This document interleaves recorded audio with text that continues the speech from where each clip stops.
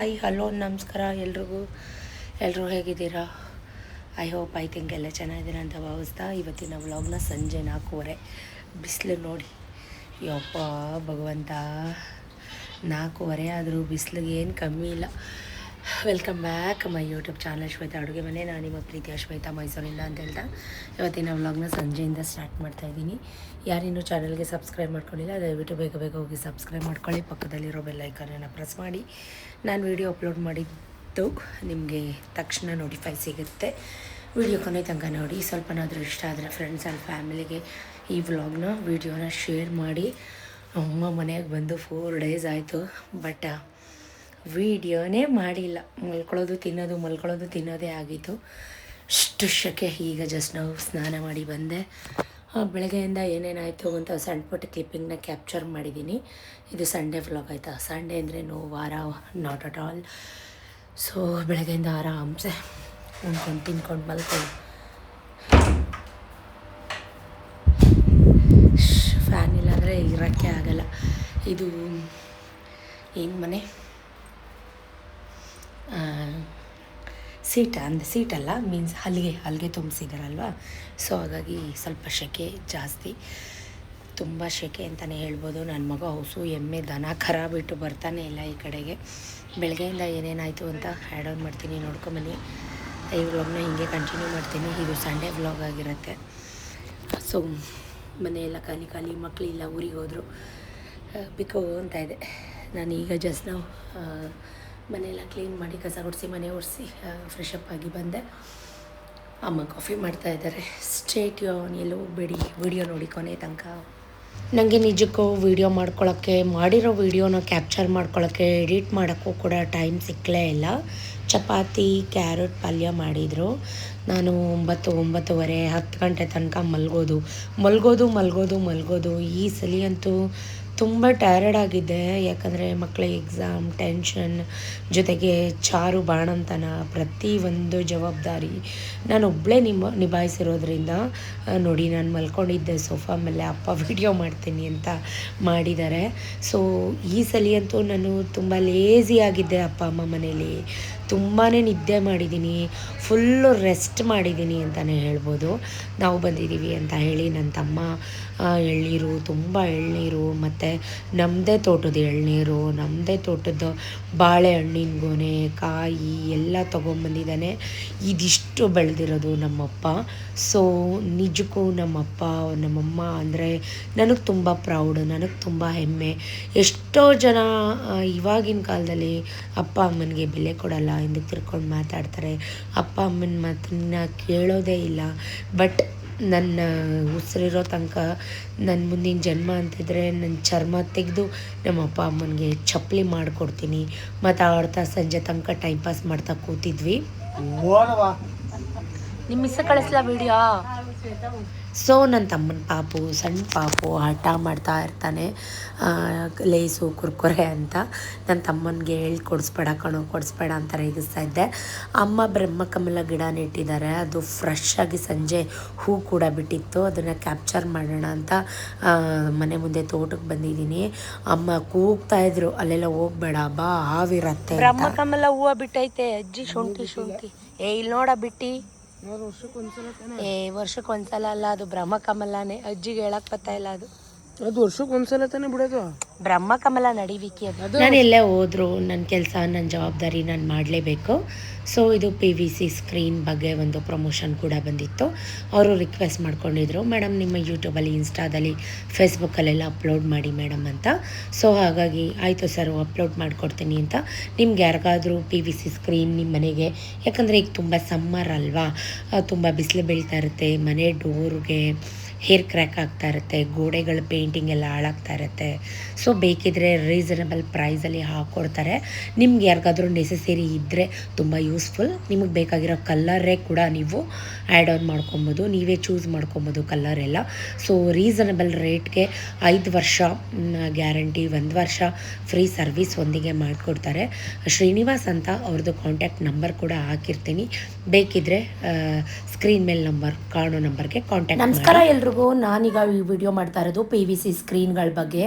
ಇವರು ಅಂಜನಿ ಪುತ್ರ PVC screen ಅಂತ. ಈ ಸಮ್ಮರಲ್ಲಿ ನಮ್ಮನೆ ಅಂತೂ ತುಂಬ ಹೇರ್ ಕ್ರಾಕ್ ಆಗ್ತಾಯಿತ್ತು, ತುಂಬ ಬಿಸಿಲು ನಮ್ಮ ಮನೆ ಒಳಗಡೆನೇ ಎಂಟ್ರಿ ಆಗ್ತಾಯಿತ್ತು. ಸೊ ಈ ಸಮ್ಮರಲ್ಲಿ ಎಲ್ಲ ಟೈಮು ಗಾಳಿ ಮಳೆ ಎಲ್ಲನೂ ಅವಾಯ್ಡ್ ಮಾಡುತ್ತೆ ಅಂಜನಿ ಪುತ್ರ PVC ಸ್ಕ್ರೀನ್ ಅಂತ. ಸೊ ನಾನು ಇವ್ರನ್ನ ಸ್ಕ್ರೀನ್ ಮೇಲೆ ಕೊಟ್ಟಿರೋ ಕಾಂಟ್ಯಾಕ್ಟ್ ನಂಬರಿಂದ ಕಾಂಟ್ಯಾಕ್ಟ್ ಮಾಡಿ ನಮ್ಮ ಮನೆಗೆ ಕರೆಸ್ಕೊಂಡೆ. ಸೊ ಅವರು ಬಂದು ನಮ್ಗೆ ಯಾವ ಸೈಜ್ ಬೇಕು, ಯಾವ ಅಳತೆ ಬೇಕು, ಯಾವ ಥರ ಬೇಕು ಎಲ್ಲನೂ ಡೈರೆಕ್ಟಾಗಿ ನೋಡಿ ಅವರು ನಮಗೆ ಇನ್ಸ್ಟಾಲೇಷನ್ ಮಾಡಿಕೊಟ್ರು. ನಿಮಗೇನಾದರೂ PVC ಸ್ಕ್ರೀನ್ ಅವಶ್ಯಕತೆ ಇದ್ದರೆ ಸ್ಕ್ರೀನ್ ಮೇಲೆ ಕಾಣ್ತಾ ಇರೋವಂಥ ನಂಬರ್ಗೆ ಕಾಲ್ ಮಾಡಿ ಬುಕ್ ಮಾಡ್ಕೊಳ್ಳಿ. ಒಳ್ಳೆ ಅಫೋರ್ಡಬಲ್ ರೇಟಲ್ಲಿ ಮಾಡಿಕೊಡ್ತಾರೆ ಅಂಜನಿ ಪುತ್ರ PVC ಸ್ಕ್ರೀನ್ ಅಂತ. ದಯವಿಟ್ಟು 5 ವರ್ಷ ಗ್ಯಾರಂಟಿ ಇರುತ್ತೆ, 1 ವರ್ಷ ಸರ್ವಿಸ್. ಮೋರ್ ಅದರ್ ಡೀಟೇಲ್ಸ್ಗೆ ಕೊಟ್ಟಿರೋಂಥ ನಂಬರ್ಗೆ ಕಾಲ್ ಮಾಡಿ PVC ಸ್ಕ್ರೀನ್ನ ಬುಕ್ ಮಾಡಿ. ಏನು ಬೇಕಾ ನಿಂಗೆ? ಹಾಂ, ಏನು ಬೇಕು ನಿನಗೆ? ಏನು ಬೇಕು ನಿನಗೆ? ಏನು ಬೇಕು? Juice? Juice? No juice, no juice, no juice, no juice, no. Actually ಇದು ಸಂಡೇ. ಸೊ ಸಂಡೇ ಅಂದರೆ ವಸ್ತು ಹುಡ್ಕೋ ಅಥವಾ ನಾನ್ ವೆಜ್ ಮಾಡಲೇಬೇಕಲ್ವ. ಸೊ ನೋಡಿ ನನ್ನ ತಮ್ಮ ನಾವು ಬಂದಿದ್ದೀವಿ ಅಂತ ಬೆಲ್ದಕಾಯಿ ಅಂತಾರೆ, ನಿಮಗೆ ಗೊತ್ತಿರ್ಬೋದು. ನಾನ್ ವೆಜ್ಜು, ಫಿಶ್ಶು, ಚಿಕನ್ನು, ಮಾವಿನಕಾಯಿ, ತೋತಾಪುರಿ ಮಾವಿನಕಾಯಿ ಎಲ್ಲ ತೊಗೊಂಬಂದು ಅರ್ಧ ಗಂಟೆ ಮುಂಚೆ. ವಿಕ್ಕಿ ಹೋಗು ಸ್ನಾನ ಮಾಡು, ಬಿಡೋದು. ಚಿಕನಲ್ಲಿ ಮಾಡ್ತೀರಾ ಫಿಶಲ್ಲಿ ಮಾಡಿರೋ? ಅಮ್ಮ ಅದು ಏನು ಚಿಕನಲ್ಲಿ ಫಿಶಲ್ಲಿ ಅದು ಏನಕ್ಕೆ ಕಲಸಿಡೋದು? ಇದಕ್ಕೆ ತಾನೇ ಬಿಡು, ಯಾಕೆ ಕುಡ್ದು ಎಣ್ಣೆ ತಿಸ್ಬಿಟ್ಟು. ಇದು ಫಿಶ್ಶು, ಇದು ಚಿಕನ್. ಏನು ಕಬಾಬ್ಗ ಕಲಸಿಡೋದು ನೀನು? ಯಾವ್ದಾ? ಇದಿಷ್ಟು ಸಾಂಬಾರೇ ಮಾಡ್ತೀಯಾ? ತಿಂತೀರಾ? ಎಷ್ಟು ಬೇಕು ಎತ್ಕೋ. ನೀವು ಇವಾಗ ಅಡುಗೆ ಮನೆಯಲ್ಲೇ ಮಾಡ್ತೀರಾ? ತುಂಬ ಮಲ್ಗಿ ನನಗೆ ಮೈ ನೋವು ಬಂದ್ಬಿಡ್ತು. ನನಗಂತೂ ಆ ಥರ ಸೋಮಾರಿ ಥರ ನಂಗೆ ಇರೋಕ್ಕಾಗಲ್ಲ. ನನ್ನ ಕೈಲಾದಷ್ಟು ನಾನು ಮಾಡ್ತಾ ಇರಬೇಕು. ಅಮ್ಮ ಬಿಡ್ತಿರ್ಲಿಲ್ಲ. ಸೊ ನಾನೇ ಮಾಡ್ತೀನಿ ಬಿಡಮ್ಮ ಅಂತ ಅಂದೆ. ಯಾಕಂದರೆ ನನ್ನ ತಮ್ಮನ ಮಿಸ್ಸಸ್ಸು ಊರಿಗೆ ಹೋಗಬೇಕಾಗಿತ್ತು. ಅವರಿಗೆ ಒಂದು ಮದುವೆ ಇತ್ತು, ಹಳದಿ ಫಂಕ್ಷನ್ ಇತ್ತು. ಪಾಪ ನಮ್ಮಿಂದ ಅವ್ರಿಗೆ ಲೇಟ್ ಆಗೋದು ಬೇಡ ಅಂತ ಹೇಳಿ ಅವರೆಲ್ಲ ರೆಡಿ ಆಗೋಷ್ಟರಲ್ಲಿ, ಬಟ್ಟೆ ಎಲ್ಲ ಪ್ಯಾಕಿಂಗ್ ಮಾಡೋಷ್ಟರಲ್ಲಿ ಫಿಶ್ ಕಬಾಬ್ಗೆ ನಾನು ಮ್ಯಾರಿನೇಟ್ ಮಾಡಿ ಶುಂಠಿ ಬೆಳ್ಳುಳ್ಳಿ ಪೇಸ್ಟ್ ಎಲ್ಲ ಹಾಕಿ ಮ್ಯಾರಿನೇಟ್ ಮಾಡಿ ಇಟ್ಟೆ. ಸೊ ಈ ಕಡೆ ಚಿಕನ್ ಚಾಪ್ಸ್ ಮಾಡೋಣ ಅಂತ ರೆಗ್ಯುಲರಾಗಿ ಹೇಗೆ ಮಾಡ್ತಿರ್ತೀನೋ ಅದೇ ರೀತಿ ಮಾಡ್ತಾಯಿದ್ದೀನಿ. ಸೊ ಯಾಕಂದರೆ ಒಂದು ಕೈಗೆ ಕೈ ಜೋಡಿಸಿದ್ರೆ ಕೆಲಸಗಳು ಬೇಗ ಆಗುತ್ತೆ. ಪಾಪ ಅವರು 2 ಮಕ್ಕಳು, ಅದು ತುಂಬ ಹಠ, ಸಣ್ಣ ಮಕ್ಕಳು. ಅವೆರಡನ್ನು ನೋಡಿಕೊಂಡು ಅವ್ರು ರೆಡಿ ಆಗೋಷ್ಟರಲ್ಲಿ ಸ್ವಲ್ಪ ಟೈಮ್ ತಗೊಳುತ್ತೆ. ಈ ಕಡೆ ಚಿಕನ್ನೆಲ್ಲ ಶುಂಠಿ ಬೆಳ್ಳುಳ್ಳಿ ಪೇಸ್ಟು, ಉಪ್ಪು, ಮೆಣಸು ಎಲ್ಲ ಹಾಕಿ ಇದು ನಾಟಿಕೊಳ್ಳಿ. ಸೊ ಎಲ್ಲ ಫ್ರೈ ಮಾಡ್ಕೋತಾ ಇದ್ದೀನಿ. ಅಪ್ಪ ಚಿಕನ್ ಎಲ್ಲ ತಿನ್ನಲ್ಲ, ತಿಂದರೆ ಫಿಶ್ ತಿಂತಾರೆ, ಇಲ್ಲ ಮಟನ್ ತಿಂತಾರೆ. ಸೊ ಹಾಗಾಗಿ ಅಪ್ಪಂಗೆ ಈ ಕಡೆ ಫಿಶ್ ಸಾಂಬಾರು ಮಾಡ್ತಾಯಿದ್ದೀನಿ. ಅಪ್ಪ ಮತ್ತು ನನ್ನ ದೊಡ್ಡ ತಮ್ಮ ಇಷ್ಟಪಟ್ಟು ಫಿಶ್ ಸಾಂಬಾರೆಲ್ಲ ತಿಂತಾರೆ. ಸೊ ಮಾವಿನ ಮಿಕ್ತವರೆಲ್ಲ ಚಿಕನ್ ಚಾಪ್ಸ್ ಮತ್ತು ಕಬಾಬೆಲ್ಲ ತಿನ್ನೋಣ ಅಂತ. ಈ ಕಡೆ ಫಿಶ್ ಸಾಂಬಾರು ನಿಮ್ಮೆಲ್ರಿಗೂ ಗೊತ್ತು. ಕಾಯಿ, ಕಡಲೆ, ಈರುಳ್ಳಿ, ಟೊಮೆಟೊ, ಕೊತ್ತಂಬರಿ ಸೊಪ್ಪು ಇಷ್ಟೇ ರುಬ್ಕೊಂಡು ಮಸಾಲೆ ರೆಡಿ ಮಾಡಿಕೊಂಡು ಸಾಂಬಾರು ಪುಡಿ ಹಾಕ್ಕೊಂಡೇ ಮಾಡೋಂಥದ್ದು. ಈ ಕಡೆ ಚಿಕನ್ ಚಾಪ್ಸ್ ಕೂಡ ರೆಡಿ ಆಯಿತು. ಚಾಪ್ಸ್ ಎಲ್ಲ ಸುಮಾರ್ಸಲ್ಲಿ ನನ್ನ ಡೈಲಿ ವ್ಯೂವರ್ಸ್ಗೆ ಗೊತ್ತಿರುತ್ತೆ, ರೆಸಿಪೀಸ್ ಎಲ್ಲ ಶೇರ್ ಮಾಡಿದ್ದೀನಿ. ಸ್ಪೆಷಲಾಗಿ ಏನೂ ಮಾಡ್ತಾಯಿಲ್ಲ. ಫಿಶ್ಶು ಇದು ನಾಟಿ ಫಿಶ್ಶು ಅದಕ್ಕೆ ಮೇನ್ ಬೇಕಾಗಿರೋಂಥದ್ದು ಹುಣಸೆ ಹುಳಿ. ನಾಟಿ ಫಿಶ್ ಅಂದರೆ ನಮ್ಮದು ಮದ್ದೂರು ಕೆರೆ ಇದೆ, ಆ ಕೆರೆಯಲ್ಲಿ ಹಿಡ್ಕೊಂಬಂದಿರೋಂಥ ಫಿಶ್ಶು.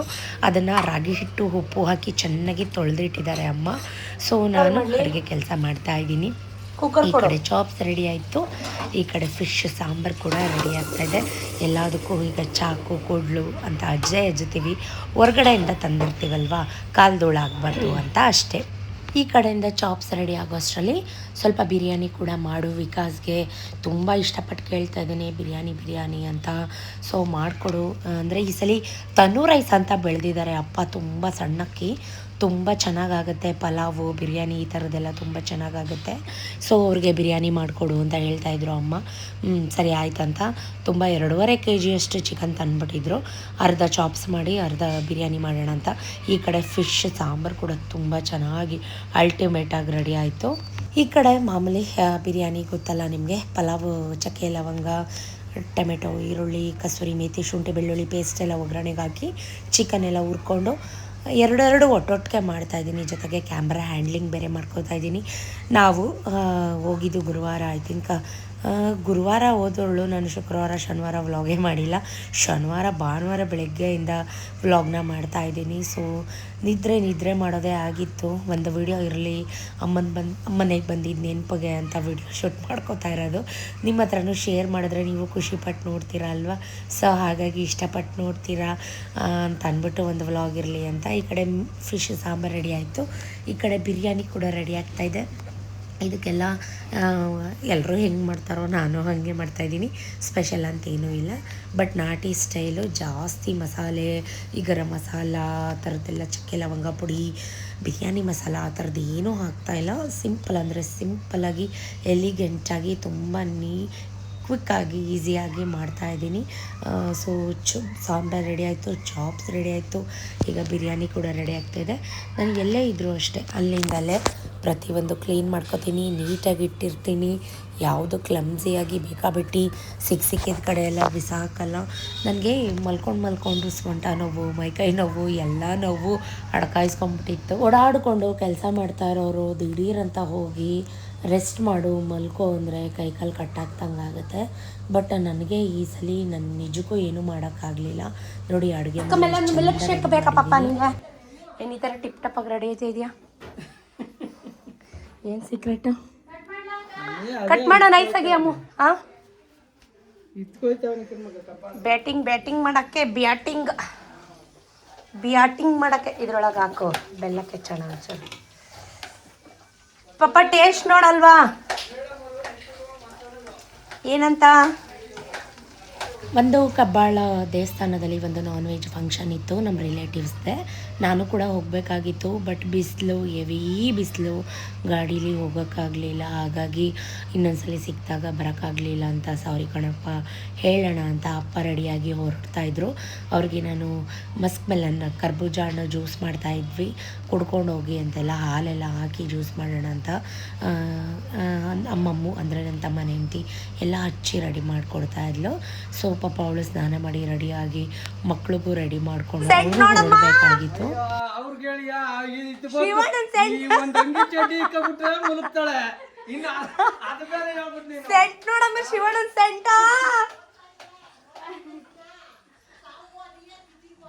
ನಾನು ಯಾವಾಗಲೂ ನಮ್ಮ ಪಪ್ಪನ ರೇಗಿಸ್ತಾ ಇರ್ತೀನಿ. ನಮ್ಮಮ್ಮ ನಮ್ಮಪ್ಪ ಜಗಳ ಆಡೋದು ತುಂಬ ಕ್ಯೂಟಾಗಿರುತ್ತೆ, ನಂಗೆ ನೋಡ್ಲಿಕ್ಕೆ ತುಂಬ ಇಷ್ಟ. ನಮ್ಮಪ್ಪ ಸೆಂಟ್ ಹಾಕ್ಕೊಂಡಿದ್ರು, ಅದನ್ನೇ ರೇಗಿಸ್ತಾ ಇದ್ದೆ. ಸೊ ಈ ಕಡೆ ಮಿಕ್ಸಿಲಿ ಮಾಡೋದಂಥದ್ದು ಜ್ಯೂಸ್ ಮಿಕ್ಸರಲ್ಲಿ ಮಾಡಲಿಲ್ಲ ಅರ್ಜೆಂಟ್ಗೆ. ಅದು ಸ್ವಲ್ಪ ನೈಸಾಗಿ ರುಬ್ಲಿಕ್ಕೆ ಆಗಲಿಲ್ಲ, ತರ್ತರಿಯಾಗಿತ್ತು. ಇನ್ನೊಂಚೂರು ಇದು ಮಾಡ್ತೀಯ ನೋಡು, ಕೈಯಲ್ಲೇ ಸ್ಮ್ಯಾಶ್ ಮಾಡಲಿ. ಎಲ್ಲ ಸವಿಬಾರ್ದೇನಾ ಅಮ್ಮ? ಹಾಲ ಜಾಸ್ತಿ ಸಪ್ಪೆನಾ? ಏ ತಾತನ್ಗೆ ಚೆನ್ನಾಗಿರುತ್ತೆ, ಮಿಲ್ಕ್ ಶೇಕ್ ಅಲ್ವಾ? ಹಾಲು ಐತೆ ಇನ್ನ 2 ಲೀಟ್ರ್ ಅಷ್ಟು. ಇಲ್ಲ ಅಕ್ಕಿ ಚಲ್ದವ್ರು ಯಾರ ಗುಡ್ಸ ಪರ್ಕ ತಗೊಂಡಿ ನಡಿಯಲ್ಲಿ ಜ್ಯೂಸ್ ಕುಡೀರಿ. ಹಾ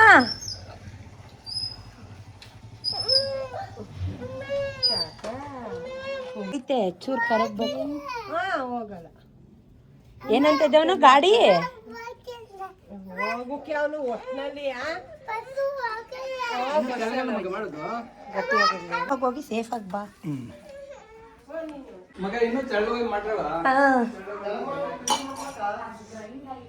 ಅದು ಗ್ರೈಂಡ್ ಆಗ್ತಾ ಇಲ್ಲ ಮನು, ತೆಳ್ಳಗ್ ಮಾಡೋಕೆ. ನೋಡ್ರಮ್ಮ ಎಲ್ರಿಗೂ ಹಾಕೊಡು, ಮಕ್ಳಿಗೂ ಹಾಕೊಡು. ಅದು ಮಿಕ್ಸರ್ ಜ್ಯೂಸ್. ಒಂದೇ ಸತಿಗೆ ಹಾಲು ಕಣ.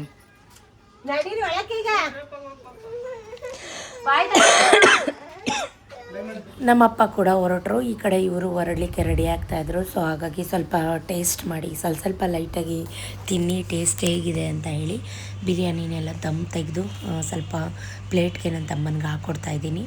ಸೊ ಹೇಗಿದೆ ಟೇಸ್ಟ್ ಮಾಡಿ ನೋಡು ಅಂತ ಹೇಳಿ. ಬಿರಿಯಾನಿ ಅಂತೂ ತುಂಬ ಚೆನ್ನಾಗಿ ಬಂದಿತ್ತು ಆ್ಯಕ್ಚುಲಿ.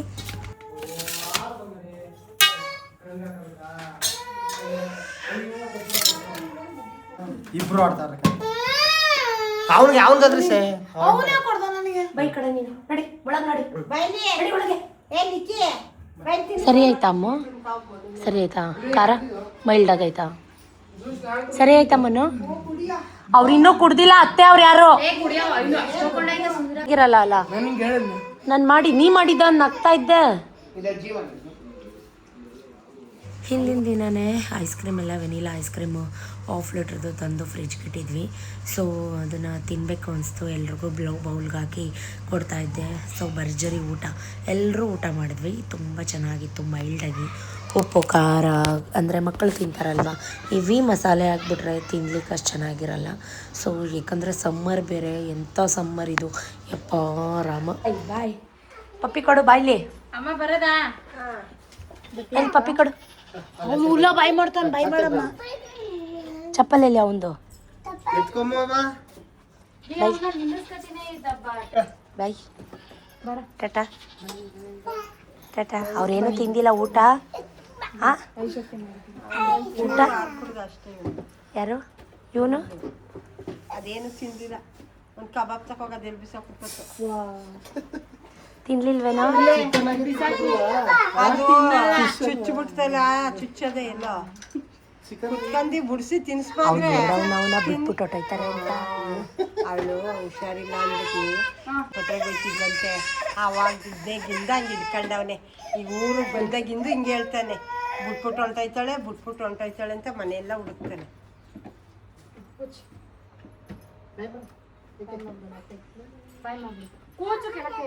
ಟಾಟಾ. ಏ ಉಲ್ಲಾಸ್,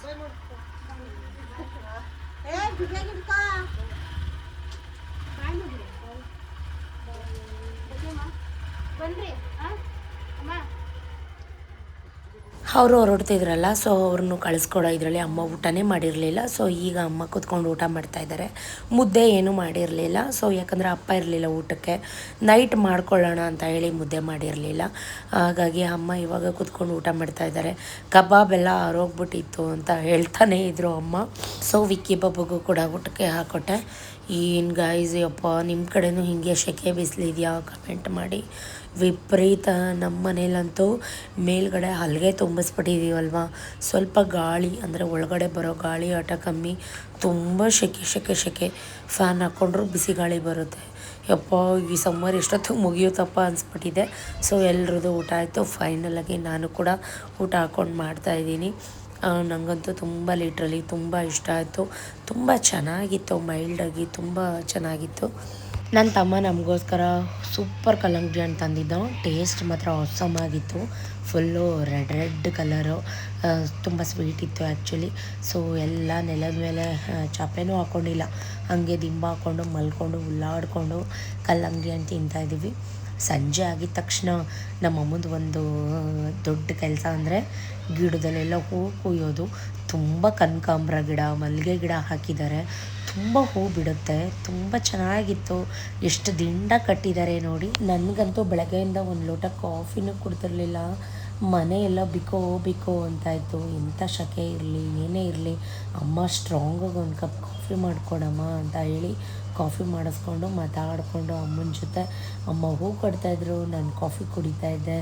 ನನಗೆ ಎಂಥ ಕೆಲಸ ಬರಲ್ಲ ಅನ್ನೋಂಗಿಲ್ಲ ಗೈಸ್. ನಾನು ಎಲ್ಲ ಪ್ರತಿಯೊಂದು ಕೆಲಸನೂ ಮಾಡ್ತೀನಿ. ಬಟ್ ಏನೋ ಅಪ್ಪ ಎಲ್ಲ ಹೂ ಕಟ್ತೀನಿ. ಬಟ್ ಮಲ್ಲಿಗೆ ಹೂವು ನನಗೆ ಕಟ್ಟೋಕ್ಕೆ ಇದುವರೆಗೂ ಬರೋದೇ ಇಲ್ಲ. ಎಷ್ಟೇ ಟ್ರೈ ಮಾಡಿದ್ರು ಬರ್ತಾನೇ ಇಲ್ಲ.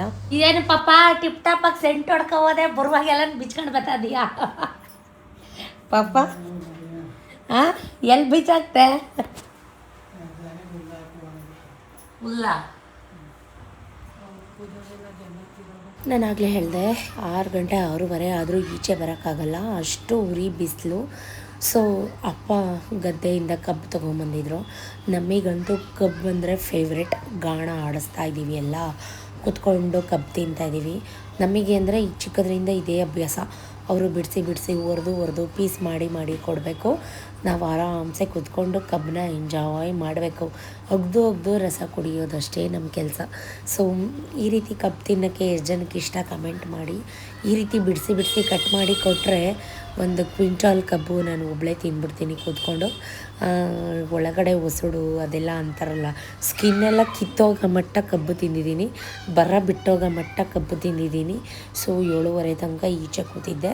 ಈಗ ನನ್ನ ದೊಡ್ಡ ತಮ್ಮ ಗದ್ದೆಯಿಂದ ಬರ್ತಾನೆ. ಸೊ ಅವನಿಗೆ ಸ್ವಲ್ಪ ಬಿಸಿ ಬಿಸಿ ಕಬಾಬೆಲ್ಲ ಹಾಕ್ಕೊಡೋಣ ಅಂತ ಹೇಳಿ ಬಿಸಿ ಬಿಸಿ ಕಬಾಬ್ನ ಕರಿಯೋಣ ಅಂತ ಎಣ್ಣೆ ಇಟ್ಟು, ಸೊ ಕಬಾಬ್ ಕರಿಯೋಣ ಅಂತ. ಅಡುಗೆ ಮನೆ ಅಂತೂ ನನಗೆ ಎಷ್ಟೊತ್ತಿಗೆ ಈಚೆ ಹೋಗ್ತೀನಪ್ಪ ಅಂತ ಅನ್ನಿಸ್ತಾ ಇರುತ್ತೆ, ಅಷ್ಟು ಸೆಕೆ ಆಗ್ತಾಯಿತ್ತು ನನಗೆ. ಯಾಕಂದರೆ ಪಾಪ ಅಮ್ಮ ಪ್ರತಿ ಸಲ ಯಾವಾಗಲೂ ಅಮ್ಮ ಒಬ್ಬರೇ ಮಾಡ್ತಿರ್ತಾರೆ.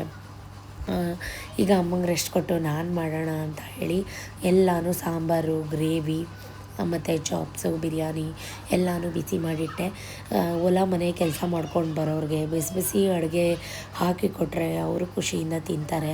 ಅವ್ರಿಗೂ ಕೆಲಸ ಮಾಡಿ ಬೆಳಗ್ಗೆಯಿಂದ ಬಿಸಿಲಲ್ಲಿ ಕೆಲಸ ಮಾಡಿ ಟಯರ್ಡ್ ಆಗಿರುತ್ತೆ. ನಾವು ಮನೆ ಒಳಗಡೆನೇ ಕೆಲಸ ಮಾಡೋರಿಗೆ ಇಷ್ಟು ಬೇಜಾರಾಗುತ್ತೆ, ಇನ್ನು ಹೊರ್ಗಡೆಯಿಂದ ಕೆಲಸ ಮಾಡ್ಕೊಂಬರೋರಿಗೆ ಎಷ್ಟು ಟಯರ್ಡ್ ಆಗೋಲ್ಲ. ಸೊ ಹಾಗಾಗಿ ಎಲ್ಲರಿಗೂ ಬಿಸಿ ಇರಲಿ ಅಂತ ಹೇಳಿ ಎಲ್ಲ ಮಾಡಿ ಎಲ್ಲ ಇಟ್ಟು ಅಡುಗೆ ಮನೆ ಎಲ್ಲ ನೀಟಾಗಿ ಕ್ಲೀನ್ ಮಾಡಿ ಸ್ವಲ್ಪ ವಾಕ್ ಮಾಡೋಣ ಅಂತ ಈಚೆ ಹೋದೆ. ಅಷ್ಟರಲ್ಲಿ ನನ್ನ ತಮ್ಮ ಗದ್ದೆಯಿಂದ ಬರುವಾಗ ನನಗಿನ್ನ ಒಂದು ಎಳ್ನೀರು ಕೆಚ್ಕೊಟ್ಟ. ಸೊ ಅದನ್ನು ಕುತ್ಕೊಂಡು ಕುಡಿದೆ. ಎಷ್ಟು ಎಳ್ನೀರು ಕುಡಿದ್ರೂ ದಾಹ ಮಾತ್ರ ಇಂಗ್ತಾ ಇಲ್ಲ. ಕುಡಿಬೇಕು ಎಳ್ನೀರು ಕುಡಿಬೇಕು ಅಂತ ಅನ್ನಿಸ್ತಾ ಇದೆ.